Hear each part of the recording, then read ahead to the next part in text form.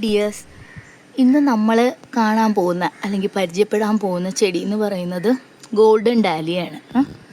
ഇത് ഡാലിയ വെറൈറ്റിയിലെ ഒരംഗമാണെങ്കിലും നമ്മൾ golden dahlia എന്നൊക്കെ വിളിക്കുമെങ്കിലും ആശാന് ഡാലിയനെ പോലെ അല്ല തൈകൾ വരുന്നത്.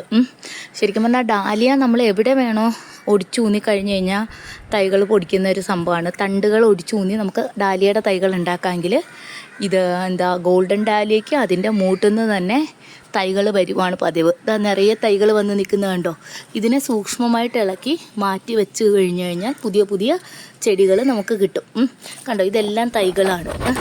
പിന്നെ ഗോൾഡൻ ഡാലിയ നമുക്ക് സീസണൽ ആണെന്ന് പറയാം. പക്ഷേ എന്ന് വെച്ചാൽ കുറച്ചുകൂടെ സീസണൽ ചെടികളെ അപേക്ഷിച്ച് കുറച്ചുകൂടെ നാൾ നമ്മുടെ കയ്യിൽ നിന്ന് പോകാണ്ട് നിൽക്കുന്ന ഒരു ചെടിയാണ്. മാത്രമല്ല ഭയങ്കര ഭംഗിയുള്ള പൂക്കളാണ്. വളരെ ഭംഗിയുള്ള പൂക്കളാണെന്ന് വേണം പറയാൻ. എന്ന് വെച്ച് കഴിഞ്ഞാൽ നിറയെ പൂക്കുകയും ചെയ്യും. പൂക്കുന്ന സമയമായി കഴിഞ്ഞ് കഴിഞ്ഞാൽ പൂവില്ലാണ്ട് നിൽക്കത്തേ ഇല്ല. പൂത്ത് തുടങ്ങുമ്പോഴേക്കും ഇങ്ങനെയാണ് വരിക. പിന്നെ പതുക്കെ പതുക്കെ ഇതളുകൾ കൂടി അവസാനം ഇവരിലെത്തി നിൽക്കും. പിന്നെ ഗോൾഡൻ ഡാലിയയുടെ ഇലകൾക്കും ഉണ്ട് മാറ്റം. ഡാലിയയെ വെച്ചിട്ട് ഇലകൾക്കും ഉണ്ട് മാറ്റം. ഇങ്ങനെയാണ് ഗോൾഡൻ ഡാലിയയുടെ ഇലകൾ. ഇപ്പോൾ ഒരുപാട് കാണാറുണ്ട് നഴ്സറികളിലും ഒക്കെ. കൂടുതലും നമുക്ക് വളരെ ഈസി ആയിട്ട് തൈകൾ ഉൽപ്പാദിപ്പിക്കാൻ പറ്റുന്ന ഒരുപാട് തൈകൾ പൊട്ടിമുളയ്ക്കുന്ന ഒരു ചെടിയാണ്.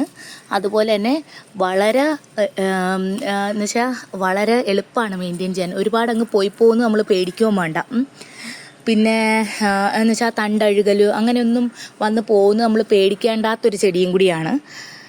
അപ്പോൾ ഇതാണ് ഗോൾഡൻ ഡാലിയ. അപ്പോൾ ഇവളാണ് എൻ്റെ കൂട്ടത്തിൽ, എൻ്റെ പൂന്തോട്ടത്തിലെ ഗോൾഡൻ ഡാലിയ.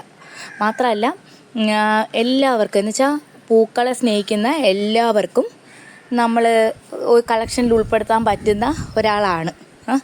അവളുടെ സൗന്ദര്യം കൊണ്ടും അതുപോലെ തന്നെ നമ്മളെ എന്ന് വെച്ചാൽ പരിചരിക്കാനുള്ള എളുപ്പം കൊണ്ടും നമുക്ക് ഇവളെ കൂടെ കൂട്ടാൻ പറ്റുന്ന ഒരാളാണ്. അങ്ങനെ ഇവളാണ് ഗോൾഡൻ ഡാലിയ. അപ്പോൾ താങ്ക്സ്.